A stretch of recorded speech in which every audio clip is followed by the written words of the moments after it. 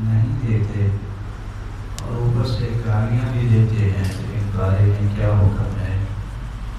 رسول اکرم صلی اللہ علیہ وسلم نے دو باتیں بیان کی ہیں: اعطوا الاجیر اجرہ قبل ان یجف عرقہ، مزدور کی مزدوری اس کے پسینہ خشک ہونے سے پہلے ادا کرنی چاہیے۔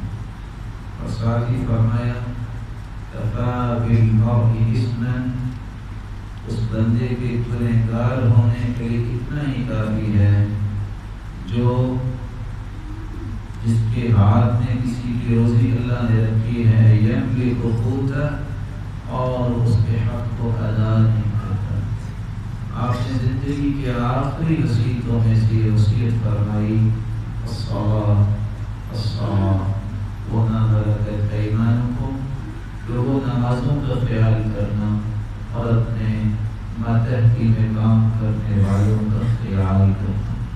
رسول اکرم صلی اللہ علیہ وسلم نے دیکھا ابو مسعود بدری نے تھپڑ مارا اپنے غلام کو، انہوں نے کہا تھا یا ابا مسعود، ابو مسعود کیا بنے جب قیامت کو یہ تھپڑ میں سہنا پڑے گا۔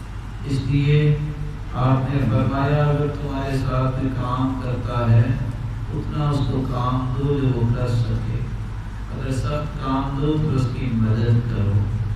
رسول اکرم صلی اللہ علیہ وسلم نے پوری زندگی نہ کسی غلام کو مارا ہے نہ کسی عورت کو مارا ہے۔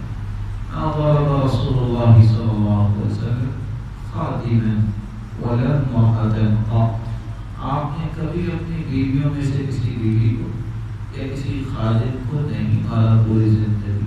اس لیے گالی دینا، مارنا یہ مومن کا شیوا نہیں ہونا چاہیے۔ اگر کسی کے پاس 1,00,000 روپیہ ہو تو اس پر سال گزر جائے تو زکوٰۃ دینی ہوگی۔ 1 سال گزرنے کے بعد اگر 1,00,000 روپیہ ہے تو 1,00,000 روپے کا 7.5 تولے سونا نہیں آتا، اس پر زکوٰۃ نہیں ہوگی۔ ہاں اگر سونا اتنا سستا ہو جائے تو پھر اس پہ زکوٰۃ ہوگی اگر وہ 7.5 تولے سونے کی قیمت کے برابر ہو جائے۔ والدہ محترمہ بڑھاپے میں ہیں، نماز ادا نہیں کرتی، رغبت دلانے پر بھی غصہ کرتی ہیں، تو ان کے لیے اولاد کو کیا کرنا چاہیے؟ دعا کرنی چاہیے، کوشش کرنی چاہیے، احترام نہیں چھوڑنا چاہیے، عزت نہیں چھوڑنی چاہیے، کسی بھی طریقے سے ان کو نماز کی رغبت دلاتے رہنا چاہیے۔ اللہ تعالیٰ ان کا شرح صدر فرمائے اور نماز کی پابندی فرمائے۔ بیمار ہیں کچھ لوگ، دعا کی درخواست ہے اللہ رب العزت جو بیمار ہیں ان کی بیماری کو شفاؤں میں بدل دے، اور اللہ رب العزت جو بے اولاد ہیں ان کی جوڑیوں کو بارونق بنا دے، نیک اور صالح اولاد سے نوازے۔ السلام علیکم۔